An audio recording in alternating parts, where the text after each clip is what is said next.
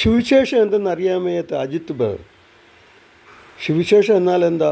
ദാവീദിന് അപ്പോസ്തലനായ പൗലോസ് പറയുന്നത്, ദാവീദിന് സന്ധിയായി മരിച്ച് അടക്കപ്പെട്ട യേശുക്രിസ്തുവിനെ ഓർത്തുകൊള്ളി, അതാണ് എൻ്റെ സുവിശേഷം. ഇദ്ദേഹം പറയുന്നത് സ്നാപയോഹന്നാൻ പറഞ്ഞ സുവിശേഷമാണ്. അത് സുവിശേഷം അല്ലെന്ന് ഞാൻ പറയുന്നില്ല, അത് സുവിശേഷമാണ്. എന്നാൽ പ്രധാനമായ സുവിശേഷം എന്നു ചോദിച്ചാൽ, ദാവീദിൻ്റെ സന്ധിയായി മരിച്ച് അടക്കപ്പെട്ട യേശുക്രിസ്തുവിനെ ഓർത്തുകൊള്ളുവീൻ, അതാണ് എൻ്റെ സുവിശേഷം. എന്നിട്ട് യേശുക്രിസ്തുവിനെ ഓർക്കുന്നതാണ് സുവിശേഷം. യേശുക്രിസ്തുവിനെ പറ്റി പറയുന്നതാണ് സുവിശേഷം. യേശുക്രിസ്തുവിനെ പറ്റി പ്രസംഗിക്കുന്നതാണ് സുവിശേഷം. ഈ ടി വി ഉള്ള ഈ അജിത്ത് ബ്രദർ പൊട്ടൻ, അവനൊരു കുന്തം അറിയത്തില്ല. അവൻ എന്തെങ്കിലും വായി തോന്നുന്നങ്ങ് പറയുക, ഏതെങ്കിലും ഒരു വചനം വെച്ച്. എന്നാൽ വീണ്ടും മക്കളാരാണ്? യോഹന്നാൻ സുവിശേഷം 1-ാം അധ്യായത്തിന് 12-ാം വാക്യത്തിൽ അവനെ കൈക്കൊണ്ട് അവൻ്റെ നാമത്തിൽ വിശ്വസിക്കുന്ന ഏവർക്കും ദൈവമക്കളാകുവാൻ അധികാരം കൊടുത്തു. യേശുക്രിസ്തുവിൻ്റെ മക്കളാരാണ്? ആര് യേശുക്രിസ്തുവിനെ കൈക്കൊള്ളുന്നുവോ, ആര് യേശുക്രിസ്തുവിൽ വിശ്വസിക്കുന്നുവോ, അവർ ദൈവത്തിൻ്റെ മക്കളാണ്. അതുകൊണ്ടാണ് കർത്താവ് യേശുക്രിസ്തുവിനെ അവൻ നിത്യപിതാവ്. നിത്യപിതാവെന്ന് പറഞ്ഞാൽ എന്നേക്കുമുള്ളതാകുന്ന ഒരപ്പൻ എന്നാണ് അർത്ഥമാണ്. നിത്യത എന്ന് പറഞ്ഞാൽ എന്നേക്കുമുള്ളത്. യേശുക്രിസ്തു മരിച്ചു, അടക്കപ്പെട്ടു, ഉയർത്തെഴുന്നേറ്റു. അതിനുശേഷം അവനിൽ വിശ്വസിക്കുന്ന എല്ലാവരും യേശുക്രിസ്തുവിൻ്റെ മക്കളാണ്. ഇതറിയാൻ വയ്യാത്ത പൊട്ടനാണ് ആര്? ഈ അജിത്ത് ബ്രദർ. അത് യേശുക്രിസ്തു മരിച്ചു, അടക്കപ്പെട്ടു, ഉയർത്തെഴുന്നേറ്റു, ആ ഒരു വിശ്വാസം നമ്മുടെ ജീവിതത്തിൽ കടന്നു വന്നെങ്കിൽ മാത്രമേ നമുക്ക് എന്ത് ചെയ്യുന്നു, ദൈവത്തിൻ്റെ മക്കളായി തീരുവാനൊക്കെ ആയിട്ടുള്ളൂ. യേശുക്രിസ്തുവിൻ്റെ മക്കളെല്ലാം ദൈവത്തിൻ്റെ പിതാവിൻ്റെ മക്കളാണ്. അതുകൊണ്ടാണ് കർത്താവ് അവൻ ജനിക്കുന്നതിന് മുമ്പേ നിത്യപിതാവ് എന്ന് പേര് വിളിപ്പിച്ചത്. യേശുക്രിസ്തുവിൻ്റെ മക്കളായ മക്കളുള്ളവരെല്ലാം പിതാവാണ്. ഇവൻ നിത്യപിതാവാണ്.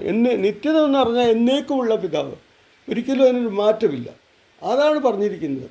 അതുകൊണ്ട് ജോസഫ് എന്താ പറഞ്ഞതെന്ന് ചോദിച്ചാൽ, അവൻ നിത്യപിതാവെന്ന് പറഞ്ഞു, അതിൻ്റെ എക്സ്പ്ലനേഷൻ അവൻ തരുന്നില്ല. നിത്യപിതാവെന്ന് പറഞ്ഞാൽ കർത്താവായ യേശുക്രിസ്തു നമുക്ക് വേണ്ടി മരിച്ച് അടക്കപ്പെട്ട് ഉയർത്തെഴുന്നേറ്റു സ്വർഗത്തിലിരിക്കുന്നു. ആ യേശുക്രിസ്തുവിനെ പറ്റി സുവിശേഷിക്കുന്ന അതാണ് സുവിശേഷം. സുവിശേഷത്തെ കുറിച്ച് എനിക്ക് ലജ്ജയില്ല. വിശ്വസിക്കുന്ന ഏവനും അത് നിത്യരക്ഷ എന്നുള്ളതാണ്. സുവിശേഷത്തെക്കുറിച്ച് ലജ്ജയില്ലെന്നാണ് അപ്പോസ്തലനായ പൗലോസ് പറയുന്നത്. അതുകൊണ്ട് ഈ അജിത്ത് ബ്രദറെ പ്രസംഗിക്കുന്ന എല്ലാം വചനവിരുദ്ധമാണ്. അവൻ്റെ ഈ പ്രസംഗം തെറ്റാണ്. ഇവന് യഥാർത്ഥത്തിൽ എന്ത് ചോദിച്ചാൽ വചനം അറിയത്തില്ല. വചനം അറിയാതെ കൊണ്ട് എന്തെങ്കിലുമൊക്കെ പറയുക. വിശ്വാസികളായ നാം ഏവരും യേശുക്രിസ്തുവിൻ്റെ മക്കളാണ്. അതുകൊണ്ടാണ് നിത്യപിതാവ് എന്നിട്ടിരിക്കുന്നത്. നമുക്കൊരു ശിശു അനുസരിക്കുന്നു, നമുക്കൊരു പുത്രൻ നൽകപ്പെട്ടിരിക്കുന്നു, ആധിപത്യവൻ്റെ തോളിലിരിക്കുവാൻ അത്ഭുത മന്ത്രി, വീരനാം ദൈവം, നിത്യപിതാവ്, സമാധാനപ്രഭു എന്ന് പേർ വിളിക്കപ്പെടും. നിത്യപിതാവ് എന്ന് പറഞ്ഞാൽ ഇനി യേശുക്രിസ്തു ആണ് നമ്മൾ രക്ഷിക്കപ്പെട്ടതിന് ശേഷം നമ്മൾ ദൈവത്തിന് സ്ഥാനപ്പെട്ട് പരിശുദ്ധാത്മാവിനെ പ്രാപിച്ചതിന് ശേഷം നമ്മുടെ അപ്പനെന്ന് പറയുന്നത് യേശുക്രിസ്തുവാണ്. എപ്പോഴും യേശുക്രിസ്തു നമ്മുടെ കൂടെ ഉണ്ട്. അതാണ് യോഹന്നാൻ്റെ സുവിശേഷം നല്ലോണം പഠിക്കാതെ കൊണ്ടാണ് ഈ അജിത്ത് ബ്രദർ എന്തെന്ന് ചോദിച്ചാൽ പ്രസംഗിക്കുന്നത്. ഇത് ടി വി കാര്യം, ഈ തിരുവനന്തപുരത്തുകാരന്മാരെല്ലാം പൊട്ടന്മാരാണ്. ഓരോരുത്തന്മാർ ഓരോരോ കാര്യങ്ങൾ പറയും. ആ പൊട്ടന്മാരുടെ തിരുവനന്തപുരം പൊട്ടന്മാരെ കൊണ്ട് വിഷമിക്കുകയാണ് വിശ്വാസികൾ. യഥാർത്ഥത്തിൽ കർത്താവെന്ന് പറയുന്നത് അവൻ നിത്യപിതാവാണ്. എന്തെന്ന് ചോദിച്ചാൽ അവനെ കൈക്കൊണ്ട് അവൻ്റെ നാമത്തിൽ ഏവനും വിശ്വസിക്കുന്നവരും ദൈവമക്കളാകുവാനാണ്. ദൈവത്തിൻ്റെ മക്കളാകുന്നത് എങ്ങനെയെന്ന് ചോദിച്ചാൽ യേശുക്രിസ്തുവിലാണ്. അതുകൊണ്ട് നാം എല്ലാവരും ദൈവത്തിൻ്റെ മക്കളാണ്, ക്രിസ്തുവിൻ്റെ മക്കളാണ്. അതുകൊണ്ട് യേശുക്രിസ്തു എന്ന് പറയുന്നത് നിത്യപിതാവാണ്. അവൻ രാജാതി രാജാവാണ്, കർത്താവാണ്. അവൻ രക്തം ധരിച്ച് ഉടുപ്പ് ധരിച്ചിരിക്കുന്നു, അവന് ദൈവജനം എന്ന് പേർ പറയുന്നു എന്ന് വെളിപാട് പുസ്തകത്തിൽ. അതുകൊണ്ട് ഈ 1000 വട്ടത്തെ വാഴ്ച എന്ന് പറയുന്നത് എപ്പോഴാണ് സംഭവിക്കുന്നത്?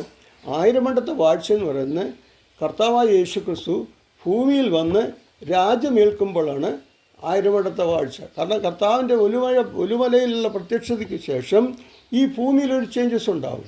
ആ ചേഞ്ചസിന് ശേഷമാണ് കർത്താവ് 1000 വട്ടത്തെ വാഴ്ച തുടങ്ങുന്നത്. ഈ 1000 വട്ടത്തെ വാഴ്ച കഴിഞ്ഞതിന് ശേഷമാണ് ഈ പുതിയ ഭൂമി, പുതിയ ആകാശം ഈ ഭൂമിയിൽ ഉണ്ടാകുന്നത്.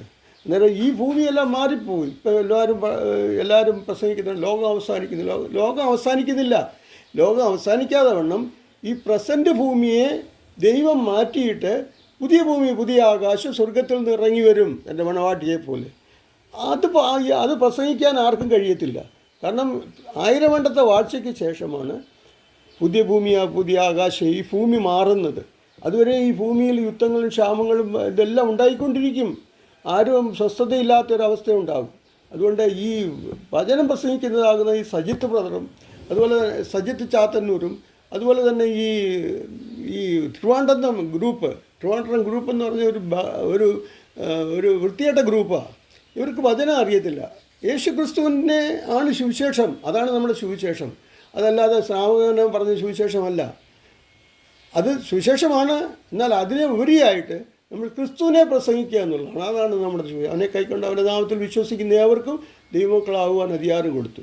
ആദ്യം പോയി നീ ബൈബിൾ നല്ലോണം പഠിക്കുക, അതിനുശേഷം പറഞ്ഞ് ഈ യൂട്യൂബിലൊക്കെ വന്നിട്ട് പ്രസംഗിക്കുക.